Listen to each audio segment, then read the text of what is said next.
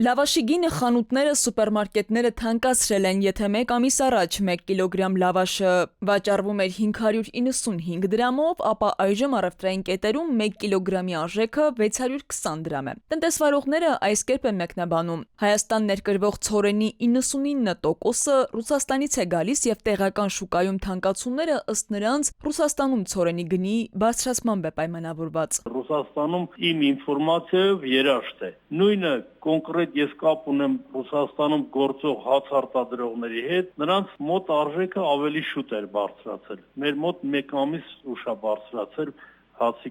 արժեքը, կապված ալուրի արժեքի հետ։ Հիմնականում պատճառը դա է։ Ամիսներ առաջ էր էկոնոմիկայի նախարարը հայտնել, որ Հայաստանում ցորենի արտադրությունը տնտեսապես ձեռնտու չէ։ Նրա ներկայացրած հաշվարկներով, օրինակ, 1 հեկտար ջրովի տարածքից ստացվում է 400,000 դրամի ցորեն։ Այն դեպքում, երբ այդ տարածքի վրա ծախսվում է 420,000 դրամ։ Հացի արտադրությամբ զբաղվող տնօրենը համաձայն չէ նախարարի ձևակերպման հետ։ Հորդորում է կրծողների դեմ պայքար տանել։ Ցորենի արտերում մկանման կրծողները ավերել են հացահատիկային մշակաբույսերը։ Եթե դաշտերը պաշտպանված լինեն, օրինակ կրծողների դեմ պայքար տարվի, ապա բերքատվությունը կբարձրանա, այսինքն նույն հեկտարից կարելի է ստանալ ավելի շատ ցորեն, արդյունքում եկամուտը կարող է գերազանցել ծախսերը, որը ըստ Ավետիսյանի նախարարի նշված թվին կգերազանցի։ Իսկ առհասարակ անհասկանալի պարադոքս է սկսվել հացի շուկայում, մի կողմից օրինակ հացի քաշը նվազում է, մյուս կողմից գինը թանկանում, ալյուրի գինն իջնում։ Տրամաբանորեն այս պայմաններում հացի գինը պետք է 100 դրամից էլ ցածր լիներ։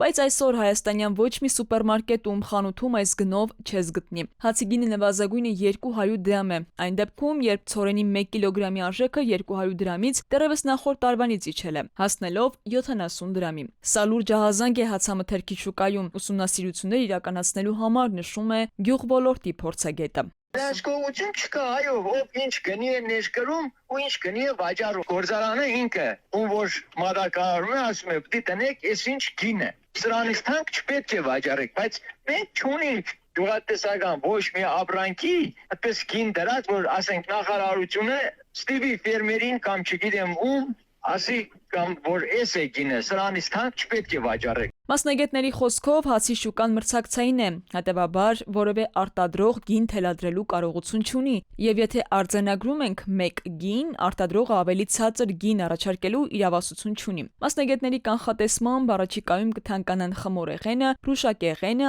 ալյուրից պատրաստվող այլ ապրանքատեսակները եւս։ Քնարիկ Պետրոսյան, ժամը լրատվական։